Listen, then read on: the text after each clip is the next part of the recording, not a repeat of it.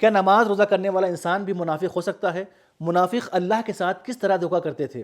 حقیقی عقل کسے کہا جاتا ہے؟ آئیے ان سبھی سوالات کے جوابات جانتے ہیں ہمارے آج کے اس ایپیسوڈ میں۔ بسم اللہ الرحمن الرحیم۔ ناظرین محترم، السلام علیکم ورحمۃ اللہ وبرکاتہ۔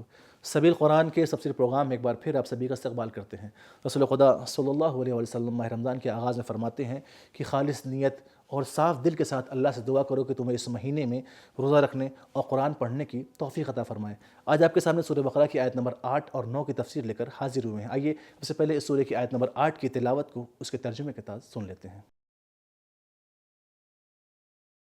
كتاب أنزلناه إليك مبارك ليدبروا آياته وليتذكر أولو الألباب بسم الله الرحمن الرحيم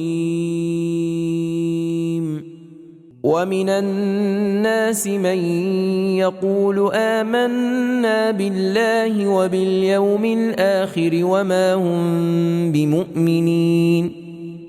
لوگوں میں کچھ ایسے ہیں کہ وہ کہتے ہیں ہم خدا اور روز قیامت پر ایمان لائے ہیں، جبکہ وہ مومن نہیں ہیں۔ اب آئیے سورہ بقرہ کی آیت نمبر 8 کے نکات کو بھی جان لیتے ہیں۔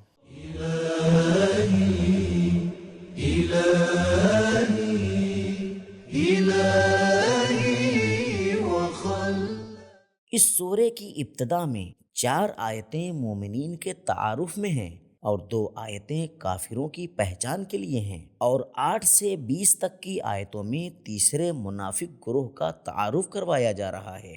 یہ لوگ نہ پہلے گروہ جیسا ایمان رکھتے ہیں اور نہ ہی کفر کے اظہار میں دوسرے گروہ جیسی جرأت و جسارت رکھتے ہیں۔ صحرائی چوہے کی مانند ہیں جو اپنے بل میں 2 راہ فرار بناتا ہے، ان 2 میں سے ایک کو کھلا رکھتا ہے اور اس سے آتا جاتا ہے، جبکہ دوسرے کو بند رکھتا ہے۔ جب بھی خطرہ محسوس کرتا ہے تو اپنے سر کے ساتھ بند راستے کو کھول کر فرار ہو جاتا ہے۔ چوہے کے اس خفیہ راستے کا نام نافقہ ہے، اور لفظ منافق بھی اسی کلمے سے لیا گیا ہے۔ قاموس و مفردات۔ اگرچہ قرآن کی آیتوں میں نفاق سے مراد دل میں کفر اور ظاہر میں ایمان کا اظہار ہے، لیکن روایات میں نفاق کے وسیع معنی بیان کیے گئے ہیں۔ چاہے اس کی زبان و عمل ہم آہنگ نہ ہوں، وہ نفاق میں شامل ہے۔ حدیث میں آیا ہے کہ اگر امانت میں خیانت کی اور جھوٹ بولا، وعدوں کو پورا نہ کیا تو منافق ہیں، چاہے نماز پڑھنے والے اور روزہ رکھنے والوں میں سے ہی کیوں نہ ہوں۔ سفینۃ البحار جلد نمبر 2 صفحہ نمبر 605۔ نفاق ایک طرح کا عملی اور اعتقادی جھوٹ ہے۔ ریاکاری بھی ایک قسم کا نفاق ہے۔ تفسیر نمونہ۔ اب آئیے اس آیت کے پیغامات کو بھی جان لیتے ہیں۔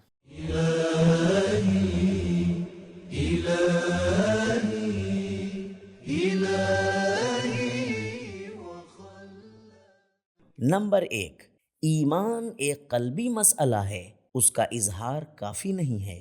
نمبر 2، مبدأ اور معاد پر ایمان، ایمان کی 2 بنیادیں ہیں۔ نمبر 3، اللہ تعالیٰ انسان کے اندرونی حالات سے آگاہ ہے۔ اب آئیے سورہ بقرہ کی آیت نمبر 9 کی تلاوت کو اس کے ترجمے کے ساتھ سن لیتے ہیں۔ يخادعون الله والذين آمنوا وما يخدعون إلا أنفسهم وما يشعرون۔ منافقین اپنے گمان میں خداوند اور مومنین کو دھوکہ دیتے ہیں، جبکہ سوائے خود کو دھوکہ دینے کے کچھ نہیں کر رہے ہوتے، لیکن سمجھتے نہیں۔ بہترین ترجمہ اور اس کی تلاوت سننے کے بعد آئیے اس آیت کے نکات کو بھی جان لیتے ہیں۔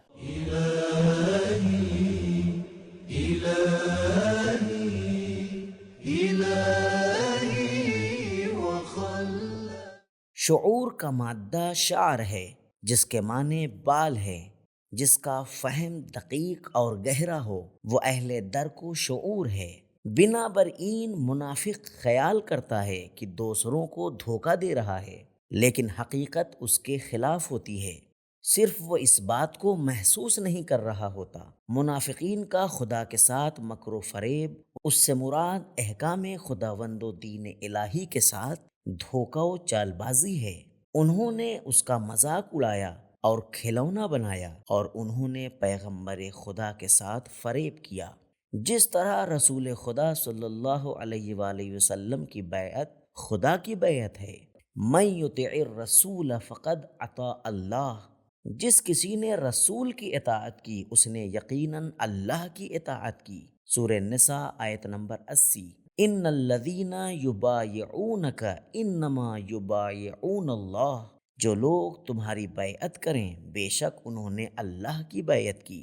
سورہ فتح آیت نمبر 10۔ رسول خدا صلی اللہ علیہ وآلہ وسلم کے ساتھ دھوکہ اللہ کے ساتھ دھوکہ ہے۔ واضح ہے کہ دین کے ساتھ اس قسم کی دھوکہ دہی اور ہیلا بازی خود اپنے ساتھ دھوکہ دہی اور ہیلا بازی ہے۔ چنانچہ اگر ڈاکٹر کسی دوائی کے استعمال کا مشورہ دے اور مریض جھوٹ بولے، کہے کہ میں نے دوائی استعمال کی ہے، وہ مریض اپنے خیال میں ڈاکٹر کو دھوکہ دے رہا ہے، لیکن در حقیقت وہ اپنے آپ کو دھوکہ دے رہا ہے، کیونکہ ڈاکٹر کو دھوکہ دینا اپنے ہی کو دھوکہ دینا ہے۔ اسلام کا رویہ منافقوں کے ساتھ ایسا ہی ہے جیسا منافقوں کا رویہ اسلام کے ساتھ ہے۔ وہ ظاہر میں اسلام لاتا ہے اور اسلام بھی ظاہر میں اسے مسلمان ہی شمار کرتا ہے، وہ دل میں ایمان نہیں رکھتا اور کافر ہے۔ اللہ تعالیٰ بھی روز قیامت اسے کافروں کے ساتھ محشور فرمائے گا۔ پیغمبر اکرم صلی اللہ علیہ وآلہ وسلم سے روایت نقل ہوئی ہے کہ ریاکاری خدا کے ساتھ دھوکہ ہے۔ تفسیر نور الثقلین۔ قرآن مجید انسان کے اچھے برے اعمال کی بازگشت کو خود اس کے ساتھ نسبت دیتا ہے، جیسا کہ اس آیہ کریمہ میں ارشاد ہوا، دین کے ساتھ دھوکہ خود اپنے ساتھ دھوکہ ہے، نہ کہ خدا کے ساتھ۔ ایک اور جگہ ارشاد ہے، ان احسنتم احسنتم لانفسکم وان اساتم فلہا، اگر نیکی کرو گے تو اپنے ساتھ نیکی کرو گے، اگر برائی کرو گے تو بھی اپنے ساتھ برائی کرو گے۔ ایک اور جگہ فرمایا، ولا یحیق المکر السیئ الا باہلہ، برائی اور چال بازی سوائے اس کے انجام دینے والے کے کسی اور کو نہیں پکڑتی۔ اللہ نے اپنے چاہنے والوں کے لیے اس آیت میں بھی کچھ اہم پیغامات رکھے ہیں، آئے سن لیتے ہیں ان اہم پیغامات کو بھی۔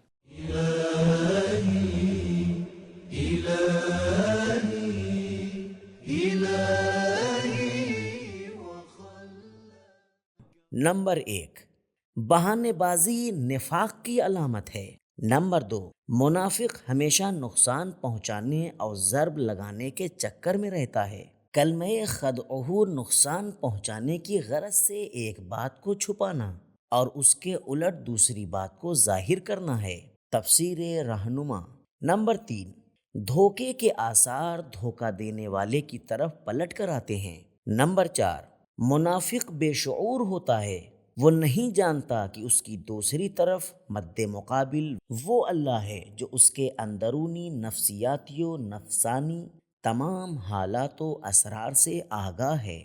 یعلم خائنۃ الاعین وما تخفی الصدور۔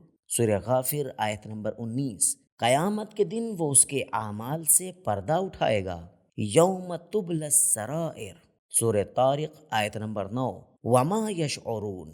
اس جملے وما یشعرون کا 2 طرح سے معنی کیا جا سکتا ہے۔ نمبر 1، وہ نہیں جانتے کہ اللہ تعالیٰ ان کے رازوں کو جانتا ہے۔ نمبر 2، اس بات کا شعور نہیں رکھتے کہ اپنے آپ کو ہی نقصان پہنچا رہے ہیں۔ نمبر 5، دھوکہ و فریب عقل و شعور کی علامت نہیں ہے۔ روایات میں منقول ہے کہ حقیقی عقل وہ ہے جس کے ذریعے انسان اللہ کی بندگی کرے۔ تو ناظرین، ہم نے جانا کہ حدیث میں آیا ہے کہ امانت میں خیانت کرنے والا، جھوٹ بولنے والا، وعدوں کو نہ پورا کرنے والا منافق ہے، چاہے وہ نماز روزہ کرنے والا ہی کیوں نہ ہو۔ اور اللہ کو دھوکہ دینے کا مطلب یہ ہے کہ احکام الہی کا مذاق اڑانا اور اس کا کھیل بنا لینا ہے۔ اور روایت میں آیا ہے کہ حقیقی عقل اسے کہتے ہیں جس سے اللہ کی بندگی کی جائے۔ تو ہمارا آج کا ایپیسوڈ نہیں ختم ہوا، ملتے ہیں اگلے ایپیسوڈ میں، تب تک کے لیے خدا حافظ۔ سبیل قرآن، قرآنی سماج کی پہچان۔